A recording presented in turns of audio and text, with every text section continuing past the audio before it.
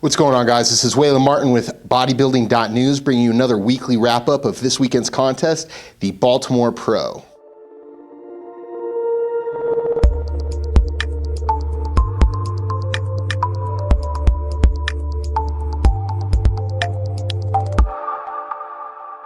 This contest overall was very competitive. It gave a lot of implications leading into the Olympia and definitely solidified some guys' spots. The top 5 of this contest was absolutely phenomenal, with Victor Martinez coming in the overall, getting himself an Olympia qualification. Not only did Victor qualify for the Olympia, but he really made a statement at this show. Many people had Victor as the front runner at this contest as expected. However, they didn't expect him to bring this package. Many would say it's reminiscent of Victor of old, that 2007 style Victor with a very narrow waist and good conditioning.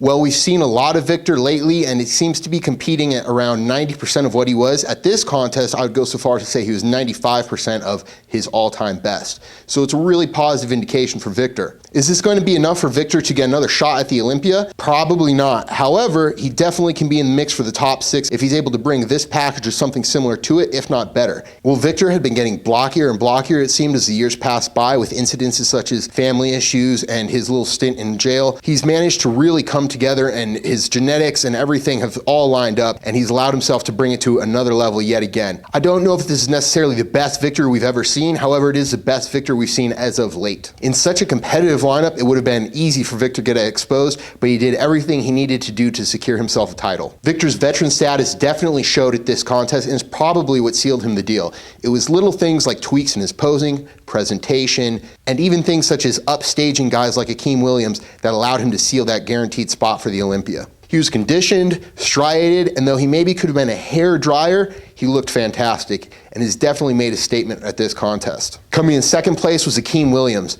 Akim, who actually was mentioned as one of the honorable mentions in our last review, looked like we wanted him to look at the previous show. With improved conditioning, he was dialed in and dangerous for this contest. The knock on Akim would be small details such as his posing and presentation. He has all the muscle in the world, that's not the issue, it's just how can he present it. Shots like his front double and back double just go to show the insane amount of mass and great proportions that Akim has. However, in some ways his posing is very reminiscent of a guy like Paul Dillet's, a little lackluster and not optimized to the best of its capabilities. Akim's physique is very reminiscent of Sergio Olivia's in that he has that wide lats and very narrow waist, a lot of pop to the muscle. So it's going to be very interesting to see him continue to progress as he has in show in and show out. We've seen Akim make steady gains and jump up in the placings every time, continuously improving. There's a lot of indications going into the future that Akim is going to be a threat at any contest he enters, especially considering some of the guys he beat at this contest who have all been champions themselves at one point or another. With another top 5 finish, Michael Lockett came in the 3rd place spot. Michael looked fantastic at this contest as well as the rest of the top 5 at this show did. What was once a huge knock on Michael was his disproportionate legs. However, it's very hard to notice the differences at these contests anymore, as he seemed to really catch them up to one another. This was arguably the most conditioned we've seen him,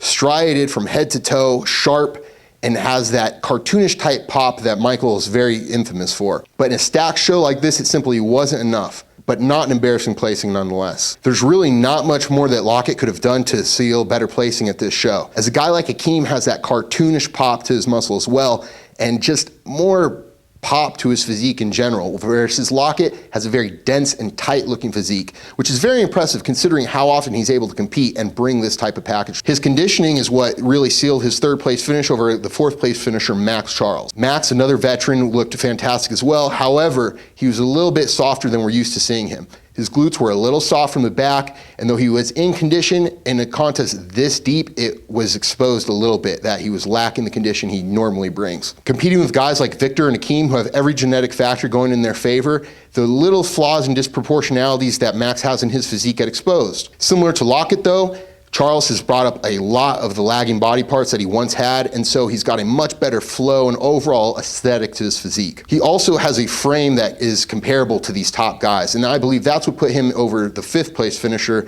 Clarence DeVis. Clarence also looked phenomenal at this contest. The former 212 competitor has moved up and been dangerous ever since in the open, which not many people were expecting. He brought exceptional conditioning, striated glutes, striated pecs, great lat shots, great back shots, everything. The only knock on Clarence for this contest would just be his frame. He's simply a smaller guy as a former 212 competitor who's moved up. He didn't look out of place at this contest, and he represented himself really well. With so many guys bringing stellar conditioning at this show, It wasn't enough to get Clarence a higher placing that he would have gotten at most tier contests like this, but he looked great nonetheless. The top 5 at the Baltimore Pro was stacked, and there was no guy that looked out of place there. Not only was every guy in the top 5 very conditioned, but they also had an aesthetic physique to match it. Typically at a tier contest like this, it can be very hit or miss depending on who's going to show up. The top 5 usually isn't this competitive, and any one of these guys at another contest could possibly win the contest or finish a little bit higher than they did here. That's it for now, guys. Quick wrap up tonight. This is Waylon Martin with Bodybuilding.News, out.